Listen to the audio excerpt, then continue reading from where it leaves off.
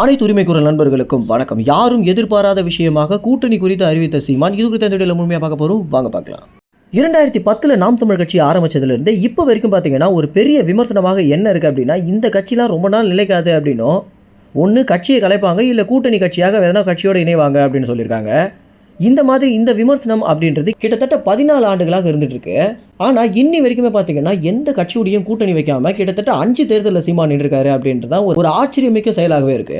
நாம் தமிழ் கட்சி அப்படின்றது பொருளாதாரத்தில் ரொம்பவே பின்தங்கிய கட்சி அப்படின்னு நம்ம எல்லாருக்குமே தெரிஞ்சிருக்கோம். தமிழ்நாட்டில் இருக்கக்கூடிய திமுக, அதிமுக, பாஜக, பாமக இந்த மாதிரி கட்சிகளோட ஒப்பிட்டோம் அப்படின்னா நாம் தமிழ் கட்சி தான் பார்த்தீங்கன்னா ரொம்பவே செல்வாக்கில் பின்தங்கிய கட்சியாகவே இருந்துட்டு இருக்கு. பிற கட்சிகளாவது பொருளாதாரத்திலையும் கொஞ்சம் அதிகாரத்திலையும் இருக்கும்போது நாம் தமிழ் கட்சிக்கு மட்டும் தான் பார்த்தீங்கன்னா இவை இரண்டுமே கிடைக்காமலே இருந்துகிட்ருக்கு. நாம் தமிழ் கட்சிக்கு இருக்கிறது அப்படின்றது தமிழ்நாட்டு மக்களுடைய ஆதரவு தான் அப்படின்றது தான் சீமானுக்கு இருக்கக்கூடிய மிகப்பெரிய பலனாக பார்க்கப்படுது.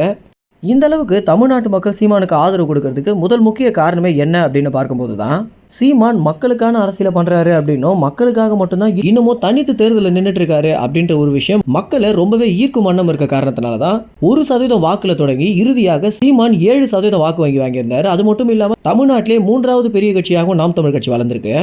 இப்படி மக்களுக்கான அரசியலை மட்டுமே முன் வச்சு சீமான் போயிட்டு இருக்க இந்த ஒரு நேரத்தில் சீமான் கூட்டணி வைப்பாரா மாட்டாரா அப்படின்ற ஒரு பெரிய கேள்வி பார்த்தீங்கன்னா நாலாபுரமும் எழுந்திருக்கு அப்படின்னே சொல்லலாம். இதற்கு முற்றுப்புள்ளி வைக்கும் விதமாக பொதுக்குழுவில் பார்த்தீங்கன்னா சீமான் கூட்டணி குறித்து பேசியிருக்காரு.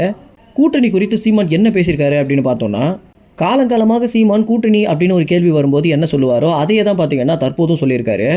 நாங்கள் தேர்தலில் தோற்று போனால் கூட பரவாயில்ல, ஆனால் கூட்டணி அப்படின்றது நாம் தமிழ் கட்சிக்கு இப்போ வரைக்கும் ஒரு ஐடியாலேயே இல்லை அப்படின்னும், சாப்பாட்டில் மட்டும்தான் கூட்டு பொரியலை தவிர அரசியல்னு வந்துட்டா நாங்கள் தனித்து தான் களம் காண்போம் அப்படின்னு சீமான் பார்த்தீங்கன்னா பகிரங்கமாக தகவல் கொடுத்துருக்காரு.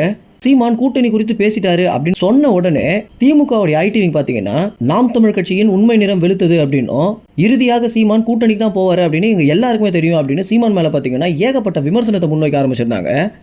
ஆனால் இந்த ஒரு முழு காணொலி பார்த்த பிறகு தான் திமுக ஐடி விங் எந்த அளவுக்கு சீமான் மேலே வன்மத்தை கக்கிட்டு இருக்காங்க அப்படின்றதே தெரிய வந்திருக்கு. ஏன்னா யாராலுமே பார்த்தீங்கன்னா அந்த முழு காணொலியை பார்க்க முடியும் அப்படின்னு சொல்ல முடியாது.